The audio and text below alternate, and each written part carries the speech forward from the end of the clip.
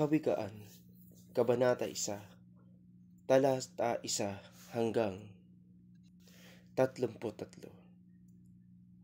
Ang mga kawikaan ni Haring Solomon na anak ni David na naging hari ng Israel. Sa pamamagitan nito, ang tao'y magtatamo ng karunungan at pag-unawa sa mga salitang puno ng aral sa buhay. Itinuturo nito ang matuwid na paraan ng pamumuhay, katwiran, karunungan, at katapatan. Mabibigyan nito ng talino ang mga walang karanasan at ang mga kabata ay matuturoang magpasya ng tumpak. Sa pamamagitan nito, ang matalino lalong tatalino at magiging dalubhasa ang kakaunti ang kaalaman. Kabanata 6. Sa gayon, lubos nilang maunawaan ang mga kawikaan, gayon din ang bugtong ng mga pantas. Kabanata 7. Talata 7. Ang pagkatakot kay Yahweh ay pasimula ng karunungan, ngunit walang halaga sa mga mangmang ang aral at mga saway. Anak ko, dinggin mo ang aral ng iyong ama, at huwag ipagwalambahala ang turo ng iyong ina, pagkat ang mga yaoy putong mong ubod ganda, kuwintas ng karangalan, sakdal dikit at walang kapara. Aking anak, sakali mang akitin ka ng masama, huwag kang paakay, sila'y iyong tanggihan nga. Kung sabihin nila, halika, tayo ay mag-abang, bilang katuwa ay daluhungin ang mga walang malay. Sila'y ating dudumugin, walang awang papatayin, at sila ay matutulad sa patay na ililibing. Ating samsamin ang lahat nilang kagamitan, bahay natin mapupuno ng malaking kayamanan. Halika at sa amin ikaw nga ay sumama. Lahat ng masasamsam bibigyan ang bawat isa.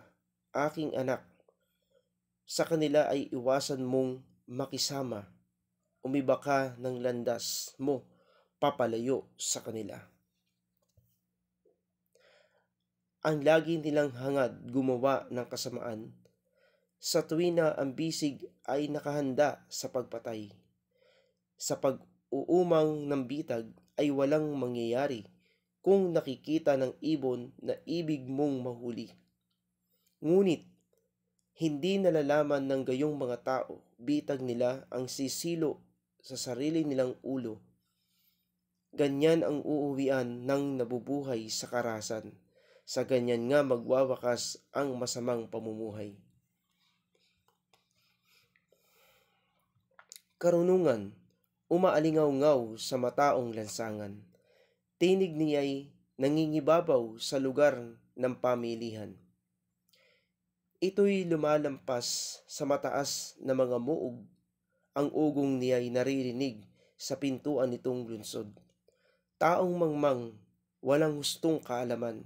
Hanggang kailan ka tatagal sa abamong kalagayan? Hanggang kailan pa mananatili sa iyong kamangmangan? Kailan mo pa iisiping maghanap ng kaalaman?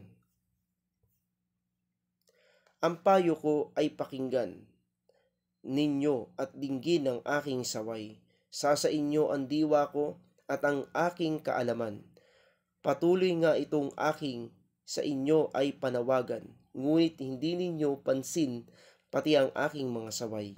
Winalambahala ninyo ang aking mga payo, ayaw ninyong bigyang pansin pagunita ko sa inyo. Dahil dito, kayo aking tatawanan kapag kayo'y napahamak na sadlak sa kaguluhan. Kapag kayo ay hinampas ng bagyo nitong buhay, dinatnan ng kahirapan, ipo-ipo ang larawan, at kung datnan kayo ng hapis at dalamhati, pag-itingan sa araw na yaon ay di ko pakikinggan ang inyong panawagan. Hahanapin ninyo ako ngunit hindi masusumpungan. pagkat itong karunungan ay di ninyo minamahal. Kay Yahweh ay di natatakot ng may lakip na paggalang. Inyo pa ngang tinanggihan itong aking mga payo. Itinapong parang dumi itong paalala ko.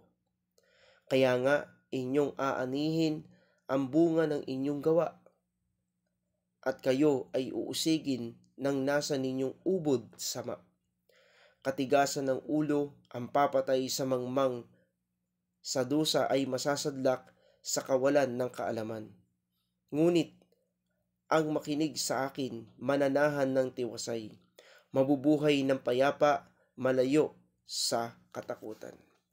Ang salita ng Diyos.